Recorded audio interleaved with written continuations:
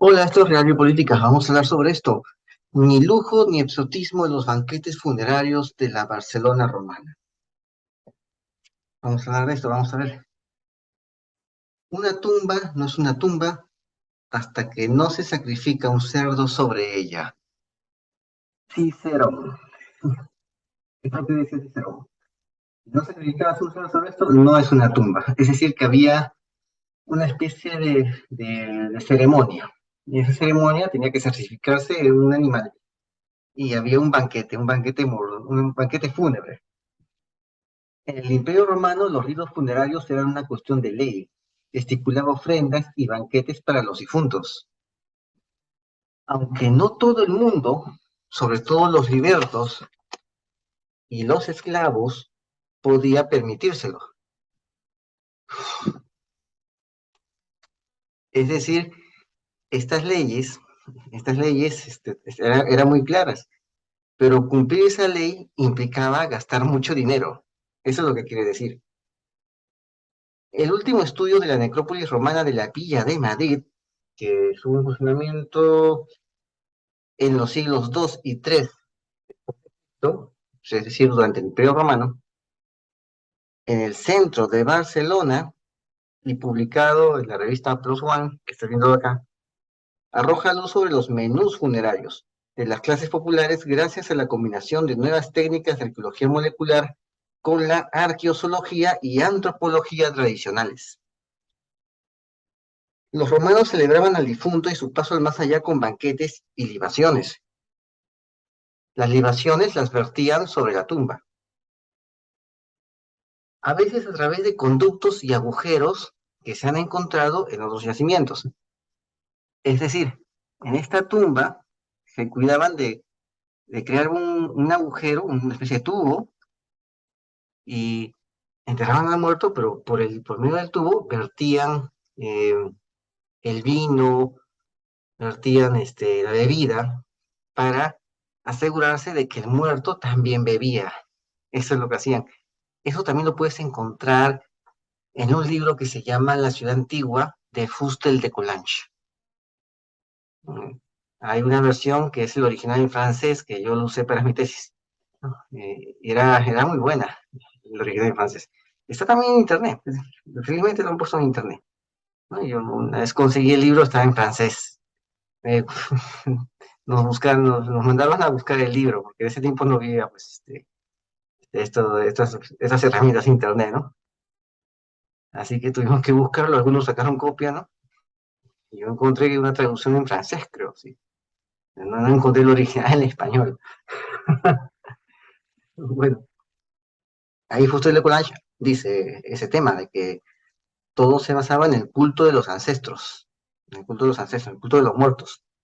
Y justamente se creía que el muerto estaba vivo, por eso se colocaba un hueco ahí, una especie de tubo, de conducto, y ahí se vertía también el alimento, la bebida, para que el muerto también beba. Pues, por eso han encontrado conductos y agujeros que se han encontrado en estos yacimientos. Esta es una necrópolis de clases populares y no se hacían ritos con comidas exóticas. Los alimentos eran los básicos y económicos del día a día, sobre todo cerdo, ternera y cabra. Se han podido encontrar que la gente común no siempre cumplía la ley en cuanto a fiestas funerarias, porque eran bastante caras. O sea, hacían lo que podían al alcance de su bolsillo, pero igual hacían una reunión, ¿no? Comían algo, una comida, ¿no? Es como decir que aquí comían carapulcra. La fiesta fúnebre cuando, ¿no? Es como comer carapulcra cuando lo convencional es hacer un banquete, ¿no? Una carapulcra, una pachamanca, ¿no? Como lo tradicional es hacer un buffet, un buffet de siete sabores, ¿no? ¿No? De siete sabores de carne, ¿no? Imagínate eso, es carísimo. Pero no todos pueden permitirse ese banquete carísimo. Así que la mayoría no lo, por más que esté en la ley de este tiempo, que hacer algo equivalente a un buffet pues, de sabores de carnes, ¿no? La gente no podía, la gente lo que hacía era lo que estaba a su alcance, que era el equivalente pues a una pachamanca o a comer carapulcra. algo así, algo así sucedía aquí en el Imperio Romano. no estaba al alcance de todos hacer esos tremendos banquetes. En la antigua Roma, ¿no? En la antigua Roma, la muerte era una ceremonia. Empezaba con la cena funeralis. La cena funeralis, un banquete que es de un fúnebre, una cena fúnebre, funeralis, que se hacía el día del sepelio, ¿no? Y terminaba al noveno día, con la cena novendialis. Ahí está. O sea, full banquete. No, empezaba ahí. La cena funeralis era 9 días de banquete. Empezaba el día del sepelio, cuando empezabas a velar al muerto, y terminaba, y se velaba 9 días. Y ahí terminaba el noveno día con la cena novendialis, o sea, la cena del noveno día. Sí, cena novendialis. Además de seguir celebrando el día del cumpleaños del fallecido. ¿Sí? O sea, el cumpleaños del fallecido. Aparte, tienes que celebrar el cumpleaños del fallecido. Otra comelona. Así, otra comelona. Bueno, también había cultos en las fiestas de la parentalia. Ahí está. La parentalia era en febrero. También estaban las fiestas de la Lemuria, que era en mayo, que eran una especie de fiestas nocturnas, porque había una entidad llamada Lemur, ¿no? Lemur es un espíritu de los ancestros, también es conocido como un fantasma. Lemur era un fantasma, es un animalito, ¿no? Pero también tenía otro significado. Ellos le decían Lemur, no al animalito simpático, ¿no? A ellos le decían el Lemur a un espíritu de sus ancestros. O también se terminó equiparando a la palabra fantasma, a la idea de fantasma. O también era un jinn, un genio maligno, ese era el Lemur. Entonces las fiestas para estos genios malignos, para estos espíritus de ancestros, estos fantasmas, se llamaban Lemuria y se hacían en mayo. Y eran fiestas sobre todo nocturnas, una especie de Halloween que hacían los romanos. También tenían la fiesta de la Rosalía. En la fiesta de la Rosalía se depositaban rosas sobre la tumba. Ahí está, rosas sobre la tumba. Bueno, es una costumbre que también existe hasta ahora, ¿no? Una rosa sobre la tumba del ser amado. Ahí están las tumbas. Aunque Cicerón, Plinio, Petronio y demás fuentes literarias hablan de pomposas comidas y sacrificios de animales para el difunto, al que se reservaba su propia porción de comida y bebida, el pueblo llano no se permitía estos grandes dispendios. O sea, no estaba en la economía de la gente. Aquí puedes ver las tumbas y arriba están las casas residenciales.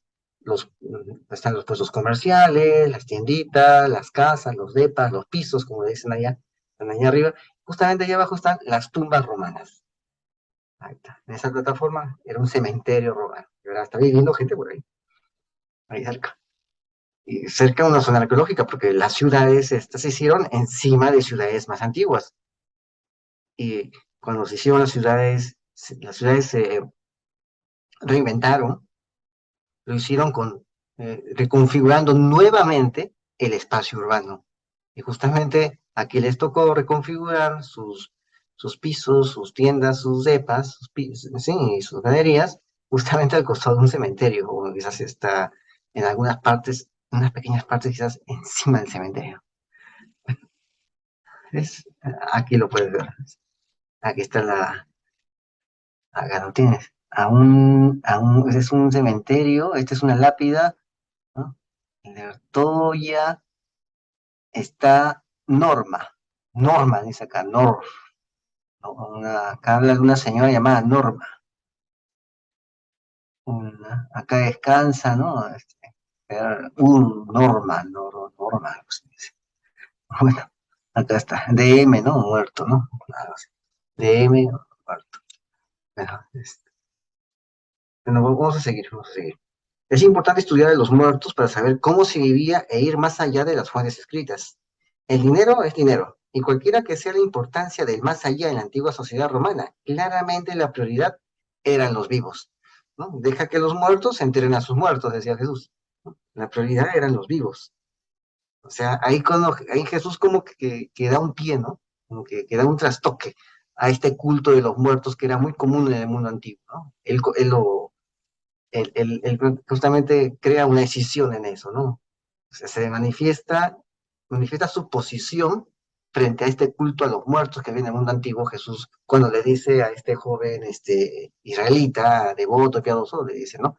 Deja que los muertos se entierren a sus muertos, ¿no? Cuando el joven le dice, Señor, voy a seguirte, pero primero voy a enterrar a mi muertito, ¿no? Y después ya regreso y ya soy todo tuyo, ¿no? Y soy tu discípulo fiel, y te sigo donde quieras, pero primero déjame un rato ir a enterrar.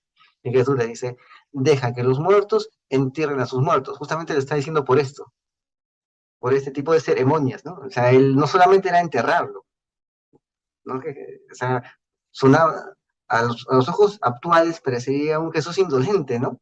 Pero no era eso, sino que Jesús estaba diciendo, deja que los muertos entreguen a sus muertos, porque el muerto está, ¿no? El muerto está y no solamente lo vas a enterrar, vas a hacer toda una comelona, porque era un chico rico, ¿no? Toda una comelona, vas a estar ahí como 9 días y todo, y recién al final vas a regresar acá, ¿no? O sea, en vez de darle la atención que merece, que simplemente es enterrarlo, ¿no? O sea, Jesús no estaba en contra de enterrar a los muertos, no estaba en contra de eso, es parte de un respeto que se tiene, ¿no? Él simplemente estaba diciendo, no solamente vas a enterrar a tu muerto, vas a hacer toda una cabelona, quizás te demore todo el mes, y recién ahí vas a venir acá, cuando simplemente es cuestión de que, con todo respeto, lo entierres de modo muy íntimo, muy privado con los tuyos, y después ya regreses. De eso se trata. Eh, Hablas de humildad y todo, y vas a hacer tu comelón allá. Esto es lo que Jesús le quiso decir a este joven piadoso, cuando le dijo, deja que los muertos entierren a sus muertos, porque ellos comían con ellos, ¿no? Toda esta costumbre que había en el mundo antiguo. Entonces, había microdesistencias a las reglas no razonables que ya estaban presentes en ese momento. Había gente que no quería usar esa norma que te estoy mostrando, que te estoy explicando, no quería hacer todo eso porque decía, ¿por qué voy a gastar tanto dinero en esto? Si ya está muerto, simplemente lo tengo que enterrar de un modo decente, decoroso y ya. Porque tengo que reventar mi chanchito y hacer tremendas comelonas. Si no hay dinero, ¿por qué tengo que gastarlo en alguien que ya ha muerto? ¿No? Es un gasto innecesario. Eso también lo que decía Jesús. Estás gastando tu dinero y tu tiempo de un modo innecesario, cuando ya está muerto.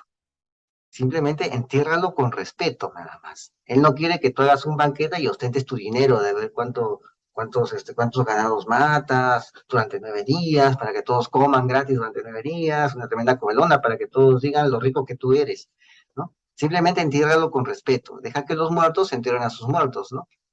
Entonces, cuando Jesús está diciendo eso, está diciéndole, deja que los muertos celebren a sus muertos, porque estás haciendo una tremenda celebración de 9 días celebrando que tu papá se murió.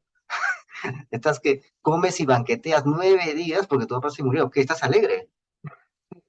No, Jesús, estás alegre, estás contento. Por eso haces tu comelona de 9 días. Eso es lo que está diciendo Jesús, y eso entra a la yugular. O sea, entra así, de modo directo, ¿no? Con una simple frase, Jesús le dice un montón de cosas. Y justamente ya para este tiempo, la gente ya comenzaba a decir, un momento, ¿por qué tengo que gastar todo mi dinero en esto? Si ya está muerto. Simplemente debo enterrarlo con respeto, nada más. No tengo que estar ostentando todo lo que tengo. Y peor si no tengo. No tiene sentido. Eso es lo que estaba pasando ya en este tiempo. Y ahí que entra Jesús. Y Jesús es una persona que deslinda con las cosas y te muestra su posición respecto a las cosas. Y te lo dice solamente en unas cuantas palabras. Ya te dice cómo él piensa. Bueno, han analizado los isótopos de carbono e hidrógeno en alimentos animales y huesos humanos para averiguar qué comían y cuáles eran estos banquetes post-mortem. En las ofrendas funerarias se ha documentado cerdo, 30%, ternera, 27%, cabra, 28%, pollo, 10%, zorro, 4%, y una testimonial presencia de corzo, conejo y liebre. El corzo es una especie de venadito parecido a Bambi. Ese es el corzo, un venadito, así, ¿has visto Bambi? Ya, ese es el corzo, ese venadito. Así con su colita, sus manchitas, ¿no? Su cornamenta, así todo simpático, ¿no? Ese es el corzo. Es un venadito que se parece bastante a Bambi. Eso es lo que han encontrado. Eso, corzo, conejo y libre, han encontrado 1,4% en cada caso. Descubierto en los años 50, la necrópolis de Villa de Madrid es una de las mejor conservadas de la época imperial, en Barcino, ¿no? En Barcino, la antigua Barcelona. Es una especie de colegia funeraticia, ¿no? Es colegia funeraticia. ¿Qué es eso? Es una especie de parque de recuerdo, una especie de jardines de la paz, pero para gente de clase media, más modesta.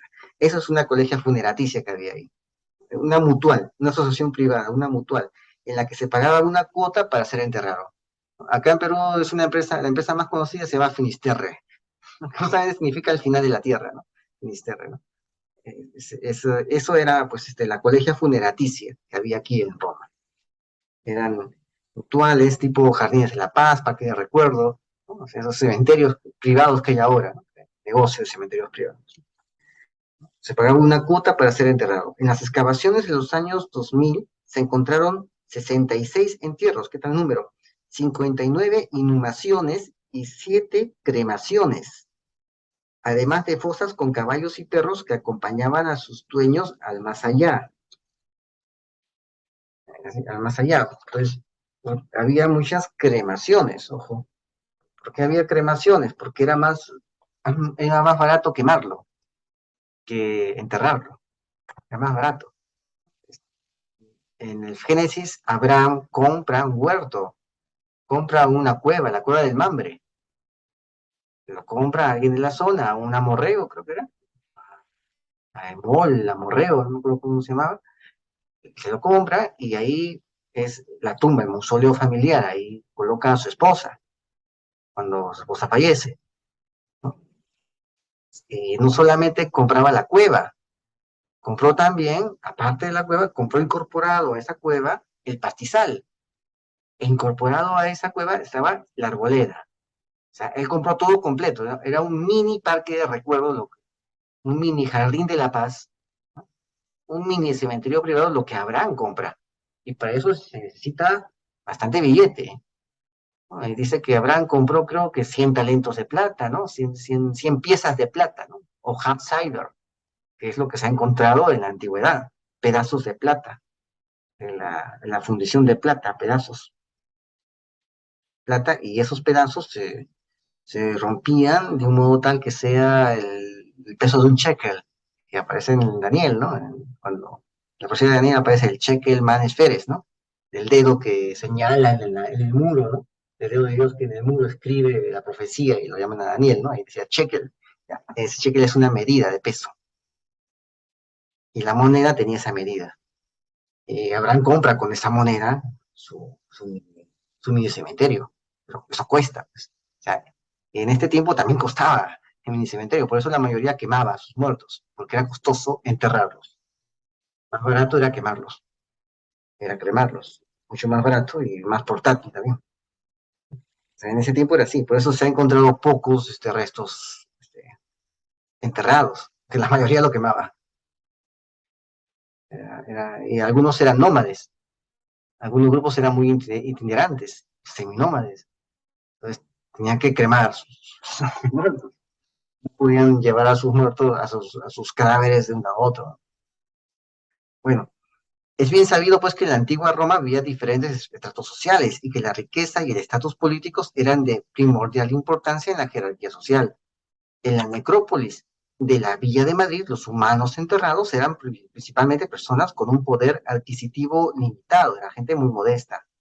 Esto lo sabemos por la sencilla tipología de los entierros, como por el estudio antropológico que indicaba una esperanza de vida muy baja en esta población. O sea, han encontrado estos huesos que están viendo acá y han visto que no les fue tan bien, que tenían ciertas dolencias, ¿no? Producto de sus labores que hacían, que eran un poco pesadas, un poco fuertes, que no eran exactamente pues labores de mando, donde estabas bien comido, bien cuidado, ¿no? Bien despachado, no, no, eran los que tenían que padecer el trabajo duro. eran ellos, no eran los que habían tenido la suerte de ordenar y que todos se obedecieran, no era eso. Es difícil extrapolar al sitio si la jerarquía social se tradujo al mundo simbólico del más allá al que fueron transportados los difuntos una vez muertos. Sin embargo, el estudio documenta un alto consumo de carne por parte de los hombres adultos durante su vida y una mayor presencia de ofrendas en los entierros de hombres adultos. Estas diferencias en el ritual de la dieta muestran desigualdades sexuales durante la vida que podían extrapolarse al más allá a través de los rituales funerarios. Es evidente que una de las maneras en la sociedad romana de expresar las diferencias económicas y sociales entre los individuos era a través de los rituales de comida funeraria. O sea, como cuánto ha durado tu ritual, ¿no? Un día nomás y, bueno, pues es pobre, ¿no? Entonces, así es como se medían social y económicamente entre ellos. Tenían eso. También, en el estudio intentaron profundizar sobre las desigualdades de género, o sea, de sexo, en la sociedad romana que se extrapolaban en estos ritos funerarios. Pero al tratarse de las populares, el consumo de alimentos era más reducido, independientemente de si eras hombre o mujer. Si destacan dos individuos masculinos con un mayor consumo de proteínas a lo largo de su vida, ¿es acaso por ser hombres? O tal vez los varones tienen más consumo de proteína porque venían de otra región, nacieron en los Pirineos y murieron allí, en Barcino, en Barcelona. Es lo que van a estudiar próximamente usando análisis de isótopo en los dientes para saber dónde pasaron su infancia. Y van a usar técnicas biomoleculares para obtener información a partir del sarro que encuentran en los dientes. Desgraciadamente, antes en arqueología se desechaba el sarro.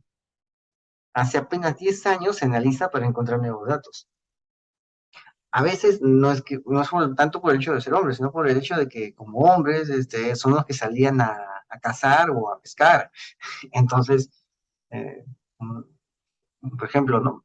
Sé que algunos pescadores tienen que meterse a veces mar adentro o en las zonas inhóspitas del mar y allá en esas zonas pues no hay restaurantes, no hay chifas, no hay menús, no hay, no hay picanterías, no hay eso, es mar abierto y zonas rocosas y bahías y caletas, no hay gente ahí, ellos están solos ahí pescando y muchos de ellos tienen que comer.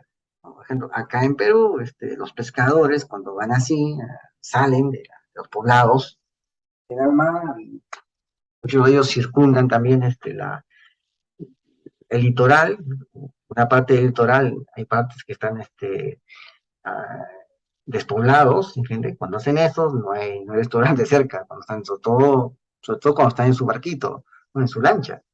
¿Qué hacen? Agarran una especie, un tubo, por lo general es un tubo de vidrio, ¿no? De vidrio o de cerámica, y lo llenan con jugo de limón, el tubo de vidrio. Y ahí en el tubo colocan el pescado que logran conseguir en su pesca. O sea, separan un pescado, ¿no? Y lo cortan, lo filetean en trozos y lo colocan en el tubo que ya tiene jugo de limón. Y así hacen su ceviche y comen proteínas, ¿no? O sea, comió proteínas por ser hombre, la señora comió menos proteínas por ser mujer. No exactamente eso. Está comiendo proteínas porque es lo que ha cazado, lo que ha pescado, y no hay nada cercano, no hay tiendas cercanas en la zona donde tiene que ir a conseguir el alimento. No hay. Y cuando llega ya con su pesca, vende todos los pescados y con eso ya compra las cosas para su casa, el trigo, la cebada, la papa acá, ¿no? Acá será la papa, la zanahoria, ¿no? Cosas así. Compra eso, ¿no? Quizás por eso los hombres tenían pues más proteínas, porque eran los que iban, todos los hombres pobres, eran los que se aventuraban a conseguir alimento y a cazar, y mientras estaban ahí en plena campaña, ¿no? De cacería, tenían que comer lo que encontraban, y encontraban proteínas. Quizás eso es lo que pasaba, ¿no? Bueno, ya seguiremos pues hablando de este tema y suscríbete, comenta y comparte, hazlo viral, entra en nuestras redes que estás viendo acá.